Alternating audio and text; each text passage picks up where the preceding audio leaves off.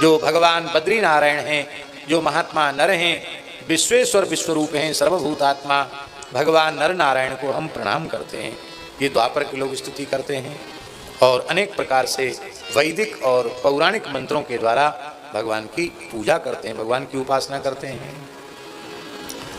कलयुग में भगवान का स्वरूप कैसा है और कलयुग में भगवान अपने पार्षदों के सहित होते हैं और कलयुग में किस प्रकार से विद्वान पुरुष भगवान की उपासना करते हैं, ये सब पुरानी बात भी हम सबके काम की ही बात है, पर ये हम लोगों की विशेष काम की बात है, क्योंकि हम सब कलयुग में पैदा हुए ना, इसलिए हम लोगों के लिए विशेष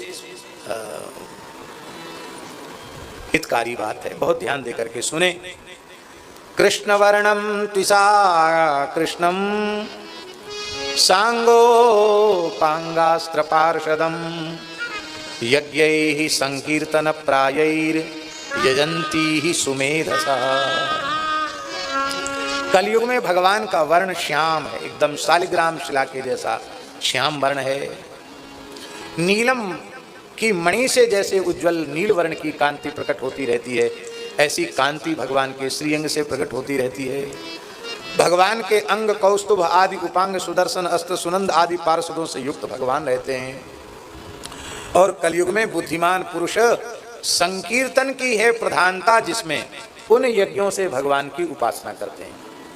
इसका मतलब कलयुग में भी यज्ञ करना चाहिए, लेकिन कीर्तन की प्रधानता उसमें होना चाहिए। छोटे से छोटा कर्मकांड करो तो उसके बाद थोड़ी देर कीर्तन जरूर करो, कीर्तन की प्रधानता। और सर्वोत्तम पक्ष है कि जहाँ तक हो शास्त्रीय विधि से यज्ञ करो, पर यज्ञ के आरंभ होने के पहले से अखंड कीर्तन शुरू कर दो, क्योंकि मंत्रतस् तंत्रतस् छिद्रम देश कालार्ह वस्तुतः सर्वम करोति निश्छिद्रम नाम संकीर्तनम तब। मंत्र का, तंत्र का, देश का, काल का, जितने प्रकार का दोष है, संपूर्ण दोषों को निर्दोष बना देता है भगवान का नाम संकीर्तन। इसलिए कीर्तन जो हर काम में कीर्तन, परिक्रमा करो तो कीर्तन, आरती करो तो कीर्तन। एक बार रामजीबाई सत्संग भवन में हम कथा कह रहे थे। पहले रामजीबाई सत्संग भवन बड़ा केंद्र था वृंदावन में सत्संग का, वहाँ बहुत लोग बड़े बड़े वक्ताओं की कथा होती थी। फिर रोड चौड़ा हुआ तो सत्संग भवन का कुछ भाग चौड़ीकरण में चला गया, फिर धीरे धीरे अब तो और हो गए हैं। पहले ज़्यादा लोग वहीं कथाएं होती थी। पूज्य स्वामी श्री राम सुखदास जी महाराज का भी रामजीबाई सत्संग भवन में प्रवचन होता था, हमने सुना है। जी जी। तो विलम्ब तो हमें हो ही जाता है। एक दिन विलम्ब हो गया तो कथा पूरी करने में, तो हमने जय बोलकर कथा पूरी कर दी, कीर्तन नहीं कराया। तो एक गौड़िया महात्मा आए, अच्छे नाम जापक, हम उनको जानते हैं, 3.5 लाख नाम नित्य करने वाले। अब हम आपको क्या कहें, भगवान की ऐसी कृपा है।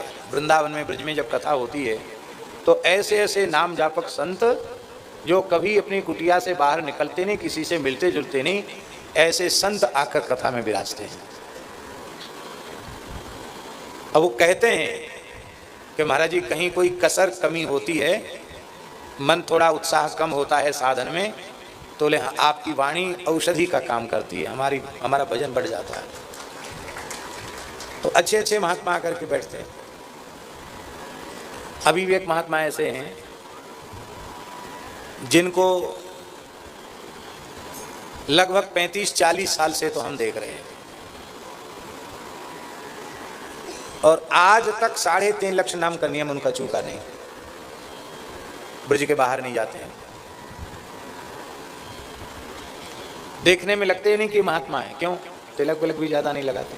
तिलक तो लगाते हैं निम्बार्क संप्रदाय का, तो रामानंदी तो थोड़ा लंबा चौड़ा होता है, निम्बार्क संप्रदाय का तो बहुत छोटा, बिंदी का तिलक, तो तिलक छोटा सा रहता उनका, खूब जप करते हैं। ब्रज में कभी कहीं विचरते रहते। पता चले कि वृंदावन में अमुक जगह कथा है तो कथा में आ जाए। पैसा छूते नहीं, संग्रह रखते नहीं, कपड़ा भी मैला कुचैला फटा पुराना सा कपड़ा।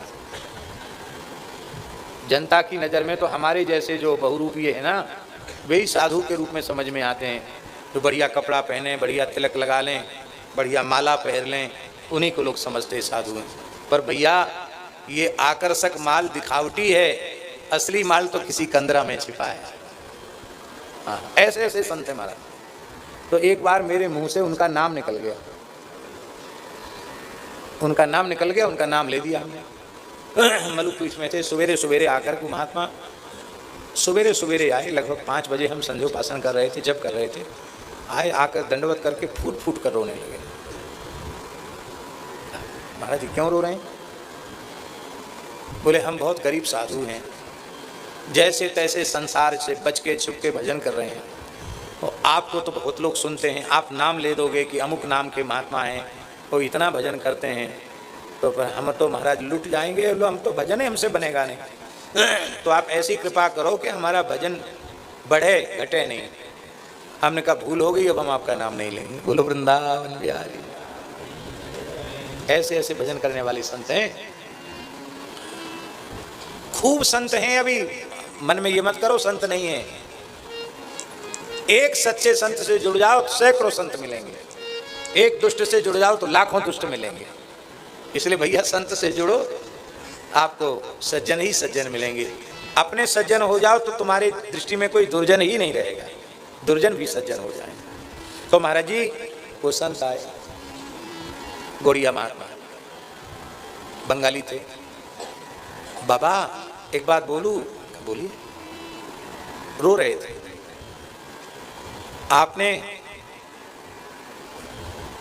पोशाक नहीं पहनाया। हम तो समझे नहीं पोशाक नहीं पहनाया, किसको पोशाक नहीं पहनाया? बोले आपने पोशाक नहीं पहनाया। हमने कि महाराज हम समझे नहीं पोशाक किसको नहीं पहनाया। बोले कथा साक्षात भगवान का स्वरूप है, और आदि अंत में कीर्तन करना उनको पोशाक धारण कराना है। आपने आरंभ में तो भगवान को कछनी तो पहना दी, पर अंत में कीर्तन करके उनको पीतांबर नहीं उड़ाया, भगवान को नंगा छोड़ दिया।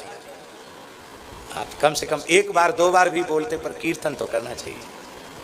हम मेरे मन में दुख हो गया ना, इसलिए हम आपको बोल दिया, आप क्षमा करना।